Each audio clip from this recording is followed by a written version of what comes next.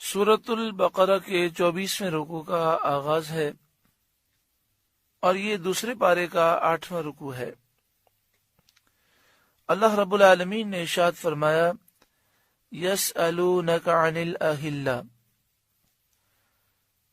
लोग आपसे नए चांद के बारे में पूछते हैं।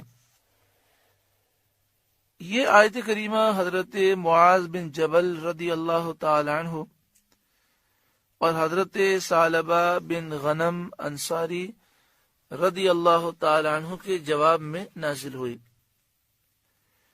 इन दोनों ने ये पूछा था कि या रसूलुल्लाह सल्लल्लाहु अलैहि वसल्लम, चांद का क्या हाल है?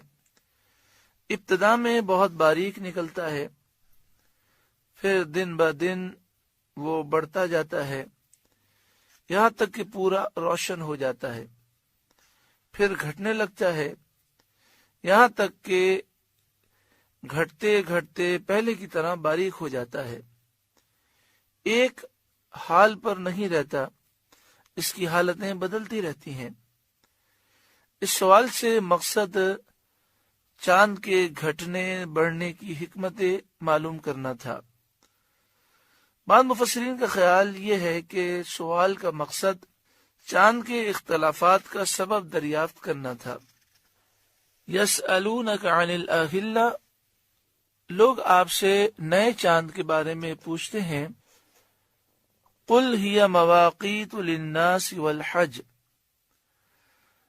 आप फरमा दीजिए वो वक्त की अलामतें हैं लोगों के लिए, वल हज्जी और हज के लिए, यानी चांद के घटने बढ़ने के फवाइद बयान फरमाए गए कि वो वक्त जानने का तरीका है, अलामतें हैं, निशानियां हैं, और आदमियों के हजारों दीनी और दुनियावी काम इससे ताल्लुक रखते हैं।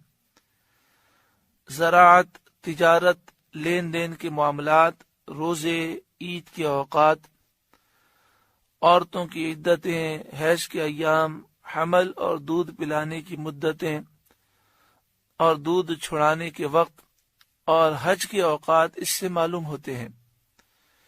क्योंकि शुरू में जब चांद बारीक होता है तो देखने वाला जान लेता है कि ये इब्तदाई तारीखें हैं, और जब चांद पूरा रोशन होता है तो मालूम हो जाता है कि ये महीने की दरमियानी तारीख है, और जब चांद छुप जाता है तो मालूम होता है कि महीना खत्म होने पर है। तो चांद की मुख्तलिफ हालतें उन अय्याम पर दलालत करती हैं। अंदाजा हो जाता है कि आज चांद की फला तारीख है, फिर महीनों से साल का हिसाब होता है। ये एक कुदरती कैलेंडर है जो आसमान के सफ़े पर हमेशा खुला रहता है। हर मुल्क और हर जबान के लोग, चाहे पढ़े लिखे हों चाहे पढ़े लिखे न हों, सब इससे अपना हिसाब मालूम कर लेते हैं। अगर आप दीनी मामलात में देखें तो दीन की इबादतों का ताल्लुक और दीन के मामलात का ताल्लुक चांद की तारीखों से है। रमजान मुबारक का महीना शुरू होता है, ख़त्म होता है, ईद है, बकरा ईद है, कुर्बानी के अय्याम हैं, और सारी ऐसी चीज़ें हैं जिनका ताल्लुक चांद से है। अगर चांद की तारीखें मालूम न रखी जाएं तो फिर ये इबादतें और ये मामलात बजा नहीं लाए जा सकते। आगे इरशाद फरमाया गया, वलैसल बिर्रु बिअन तअतुल बुयूत मिन ज़ुहूरिहा, और ये कुछ भलाई नहीं कि घरों में पिछली दीवार तोड़ कर आओ। वलाकिन्नल बिर्र मन इत्तक़ा, हाँ भलाई तो परहेजगारी है। वअतुल बुयूत मिन अबवाबिहा, और घरों में दरवाजों से आओ। वत्तक़ुल्लाह, और अल्लाह से डरते रहो। लअल्लकुम तुफ्लिहून, इस उम्मीद पर कि तुम फलाह पा जाओ। ज़माने जाहिलियत में ऐसा होता था कि अगर कोई शख्स हज के लिए अपने घर से निकल जाए एहराम बांधकर, फिर उसे अगर कोई काम याद आता तो वो अपने घर में दाखिल होने को गलत समझता। और दूसरी बात यह कि احرام باندھنے کے بعد وہ کسی سائے کے نیچے بیٹھنا یا کھڑا ہونا بھی حرام سمجھتے، گناہ سمجھتے۔ بہت شدید ضرورت ہوتی ہے، گھر میں دوبارہ آنا ہوتا تو پھر وہ دروازے سے داخل نہ ہوتے، بلکہ پچھلی دیوار کو توڑ کر اس میں سے راستہ بنا کر گھر میں داخل ہوتے۔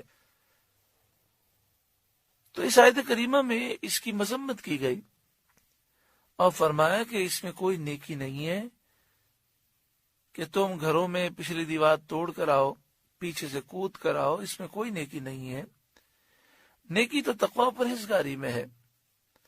گناہوں سے بچو، شریعت کی پابندی کرو، اور ایسی من گھڑت باتیں اپنی طرف سے اسے رائج نہ کرو۔